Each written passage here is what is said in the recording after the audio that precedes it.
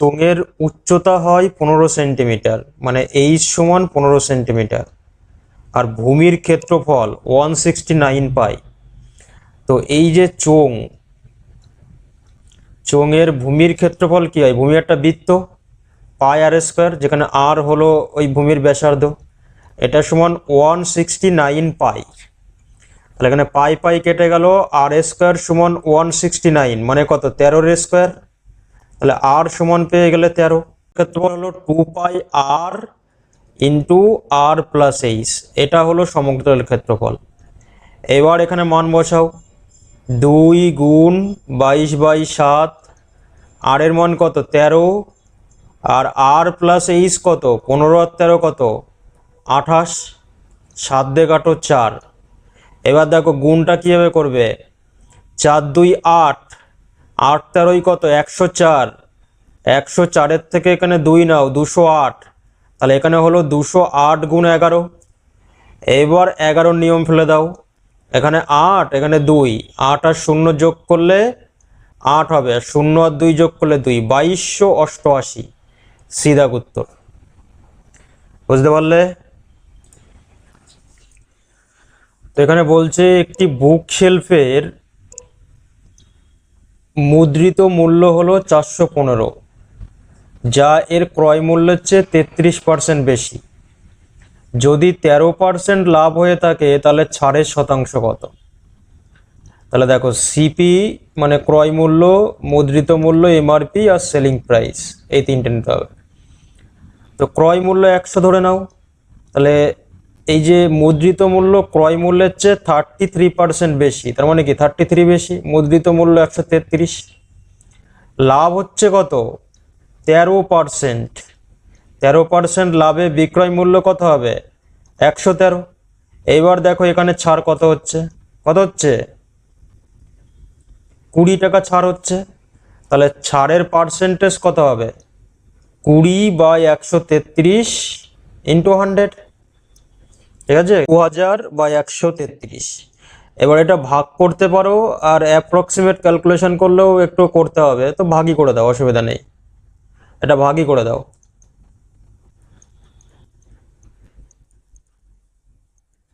তাহলে 2 দিতে হবে না, 133 হবে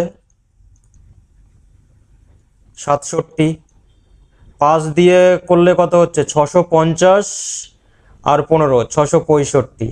হ্যাঁ, 5 দিয়েই হবে, মানে আর করার প্রয়োজন নেই। দেখো অপশান দেখো, এই যে 15.04, আর করার প্রয়োজন নেই, এটুকুতে। যদি এইখানে অ্যাপ্রক্সিমেশন কাজে লাগাতে, তাহলে দেখো কি করতে, ফার্স্টে এর 15% বের করতে।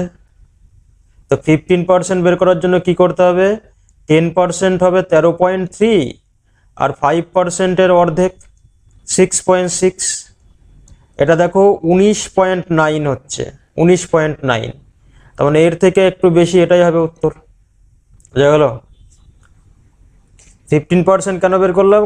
কারণ হচ্ছে 15% বের করাটা সহজ হবে একটু, 10% তার অর্ধেক, অ্যাপ্রক্সিমেট করে করলে এটা করতে হতো।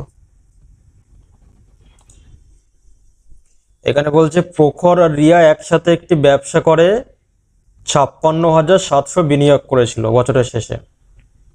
আচ্ছা, বছরের শেষে মোট লাভ এত, প্রখরের লভ্যাংশ এত, প্রখরের বিনিয়োগ কত?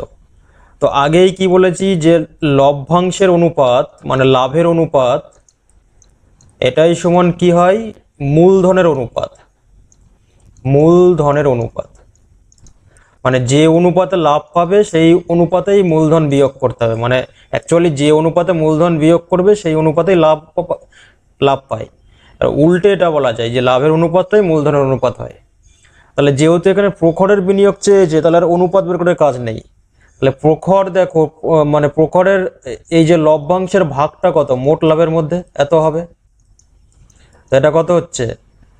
2 দিয়ে কাটলে 7/27। এইবার এই যে ভাগ, এটাই তাহলে প্রখরের বিনিয়োগ কত হবে? এই মানে মোট মূলধনের এই ভাগটাই হবে। তাহলে প্রখরের বিনিয়োগ হবে 56,700 গুণ 7/27। এবার করো, 27 2 54 2 27 27 27 মানে 14700 সিধা উত্তর।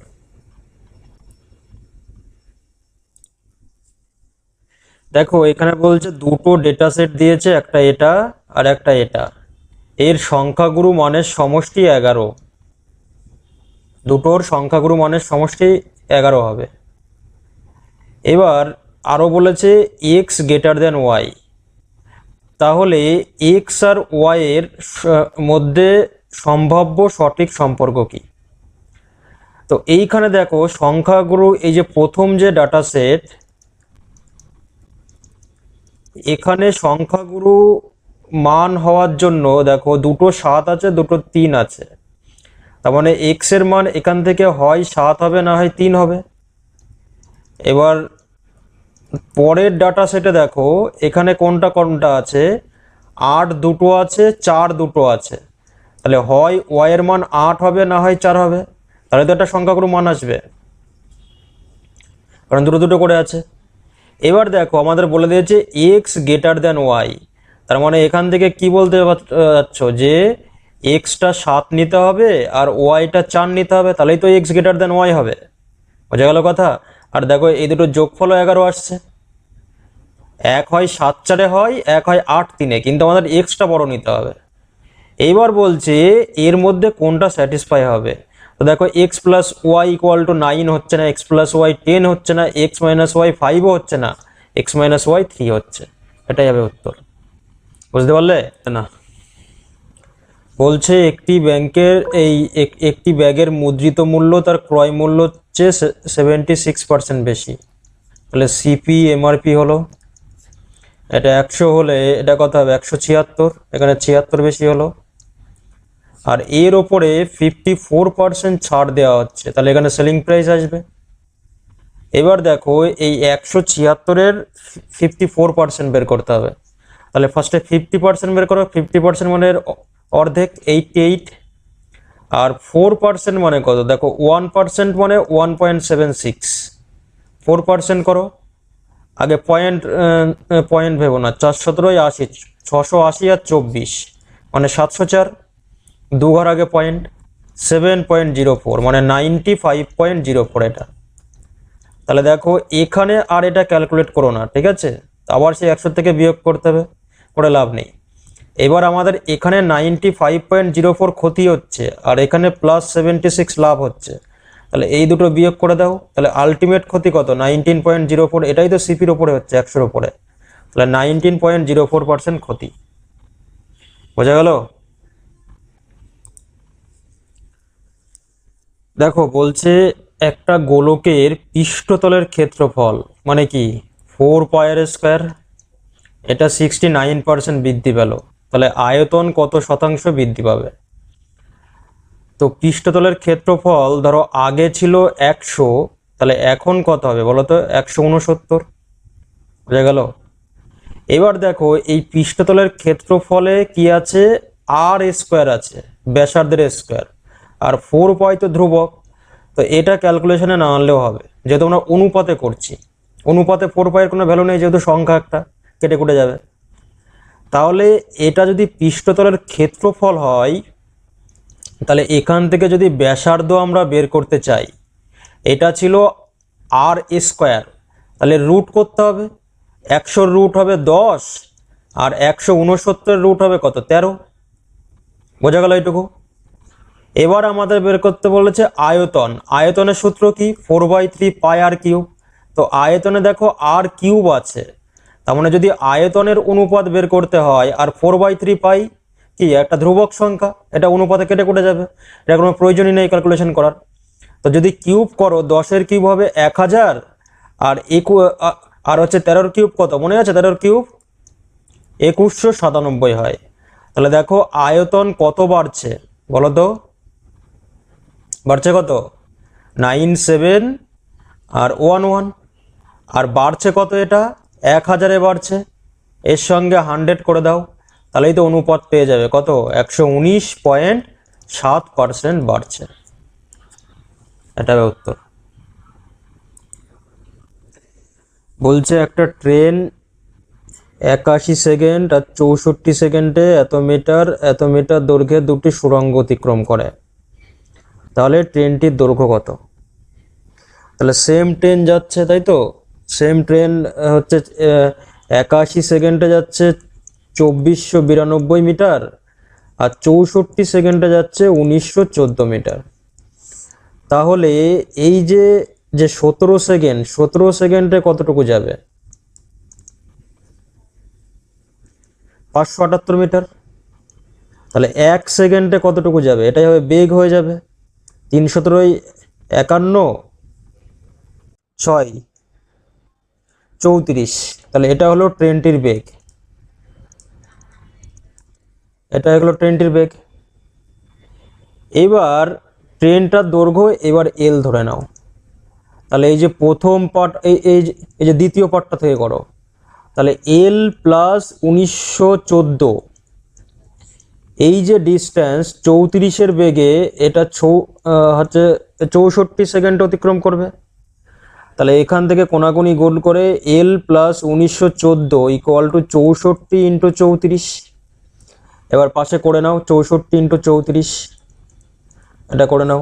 প্রথমে 3 দিয়ে গুণ করো, 180 এর 12 192, 1920, আর 240 আর 16 256। তাহলে কত হচ্ছে? 2176 হচ্ছে। তাহলে এল সমান কত হবে? 2176 মাইনাস 1914, 262। সি উত্তর। দেখো যারা পারলে না তো কি করবে, এখানে ভাগের কাজটা আগে করো। 57.6/4.5 ইন্টু 1.5। আগে এই পার্টটা ক্যালকুলেট করো, তারপরে পরের পার্টটা করা যাবে। তো পয়েন্ট তুলে দাও। ওপরে 576 45, আর এটা হবে 15/10। 15 দিয়ে কাটলে এটা 3 দিয়ে কাটো, 3 × 19 = 57, 192। আর এই দিকে কত ছিল? এই জিজ্ঞাসা চিহ্নের জায়গায় মনে করো এক্স। 5 দিয়ে কাটলে এটা 2 দিয়ে এটাকে কাটা দাও 96।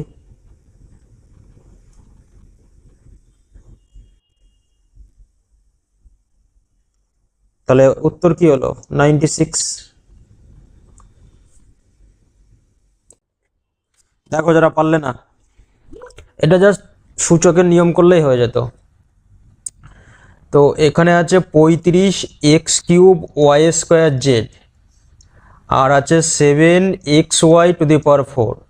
আর এই ভাগটা গুণ করে কি এটা উল্টে যাবে, 1/25 xy⁻²z। 7 দিয়ে কাটো 5, 5 দিয়ে কাটো 5। দেখো আর কিছু করাই লাগবে না। দেখো এই অপশানের নিচের সংখ্যাগুলো দেখো, 2 3 5 7। এই নিচে কি 5 ছাড়া আর কোনো সংখ্যা পাচ্ছ? আর কোনো সংখ্যা নেই, তাহলে এটাই উত্তর। বাকি আর না করলেও হবে। এবার যদি তুমি এখানে করতে চাও তাহলে দেখো এখানে x² কেটে গেল, তাহলে x² আর x³ কেটে এখানে একটা x হবে। z কেটে গেল, ঠিক আছে। আর দেখো এই নিচে y⁴ আর y⁻² আলটিমেটলি হবে y², আর ওপরের y² কেটে যাবে। তাহলে ওপরে শুধু পড়ে থাকলো একটা x, নিচে পড়ে থাকলো 5। দেখো এই অঙ্কটা যারা পারলেন একটু দেখে দিই। বলছে নিম্নোক্ত কোন সংখ্যাটি 7, 11, 13 দ্বারা বিভাজ্য? তো যখনই 11 থাকবে না, তখনই আগে দেখে নেবে যে 11 দিয়ে বিভাজ্য হচ্ছে নাকি। 11 দিয়ে বিভাজ্য হওয়ার নিয়ম কি? অল্টারনেট পজিশনের নাম্বার যোগ করে তার বিয়োগ করতে হবে। সেই বিয়োগফলটা যদি 0 হয় বা 11-র গুণিতক হয় তাহলে 11 দ্বারা বিভাজ্য। তো এখানে কত হচ্ছে? 4 - 2 2, এটা হবে না। এখানে 6, এই যে 6 আর 0, 0 আর 6, 6 - 6 0, এটা হতে পারে, হোল্ড করে রাখলাম। এখানে দেখো 4 আর 1 5, 5 আর 6 11, 5 - 11 -6, এটাও হবে না। এখানে 3 আর 2 5 - 6 -1, এটাও হলো না। তার মানে এটাই উত্তর, 11 দিয়ে বিভাজ্য হচ্ছে। বাকিগুলো তো মানে 11 দিয়ে বিভাজ্য হচ্ছেই না। তার মানে কি 7, 11, 13 দিয়ে আর চেক করার প্রয়োজনই নেই। 11 দিয়ে একমাত্র একটাই হচ্ছে, সেটাই দেখো আবার 7 আর 13 দ্বারাই হবে। একটি মই একটি দেওয়ালের গায়ে হেলান দিয়ে আছে। দেওয়াল থেকে মইটির পাদদেশ 1115.4705 এত ডিস্টেন্সে আছে। মইটি ভূমির সঙ্গে 60 ডিগ্রি কোণ করে আছে। তাহলে মইটি দেওয়ালটিকে কত উচ্চতায় স্পর্শ করেছে, মানে এইটুকু বের করতে হবে, তাই তো? এবার দেখো বলেছে নিকটতম পূর্ণ সংখ্যায়। এবার মনে আছে 60, 30, 90 ট্রায়াঙ্গেলের সাইড রেশিও কত হয়? √3, 1, 2। তাহলে এখান থেকে আমরা এখন বলতে পারি এক পার্ট 1115.4705। তোমাদের √3 পার্ট বের করতে হবে। √3 মানে কি 1.732। এবার এর সঙ্গে 1.732 কি মানে গুণ করব? নিশ্চয়ই গুণ করব না, আমরা অ্যাপ্রক্সিমেট ক্যালকুলেশন করব। তার জন্য কি করব, এই 1115 সাথে ফার্স্টে 1.7 গুণ করি। এইটুকু রেজাল্ট আগে দেখি কত আসবে। এইটুকু রেজাল্ট যা আসবে তার থেকে নিশ্চয়ই বেশি আসবে, কারণ এর পরে তো হচ্ছে 32 আছে, আবার এর পরে দেখো 4705 আছে। তো এটা করো, আগে পয়েন্ট ভুলে যাও। তাহলে এটা হবে কত? 1115। দাঁড়াও ঠিক করে করি মুছে।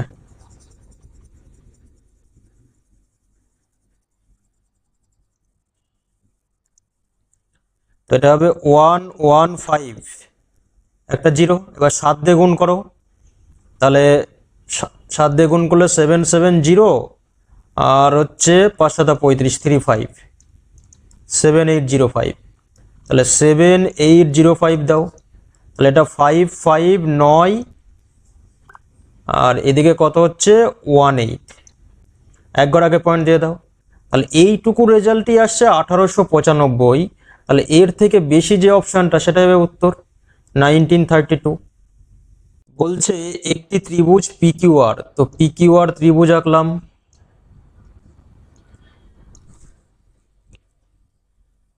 এই যে PQR ত্রিভুজ আঁকলাম, PQR। তো PQ 25, PR 25, আর QR 40। তাহলে QR বাহুর ওপর লম্ব উচ্চতা। তো এটা যেহেতু সমদ্বিবাহু ত্রিভুজ, এটা মাঝখানের বিন্দু হবে, তাহলে এটুকু হবে 20। এবার দেখো 20 আর এখানে 25 ট্রিপলেট হবে। বুঝতেই পারছো কোনটা হবে? 15 হবে। 15, 20, 25 ট্রিপলেট হয়। আর যদি তাও না বের করতে পারতে কীভাবে করতে দেখো, তো এখানে 5 দিয়ে ভাগ করো। 4 হতো, এটা 5 হতো। 3, 4, 5 একটা ট্রিপলেট হয়। 5 দিয়ে ভাগ করে এখানে পেয়েছো, তাহলে এখানে যেতে গেলে 5 দিয়ে গুণ করতে হবে, 15।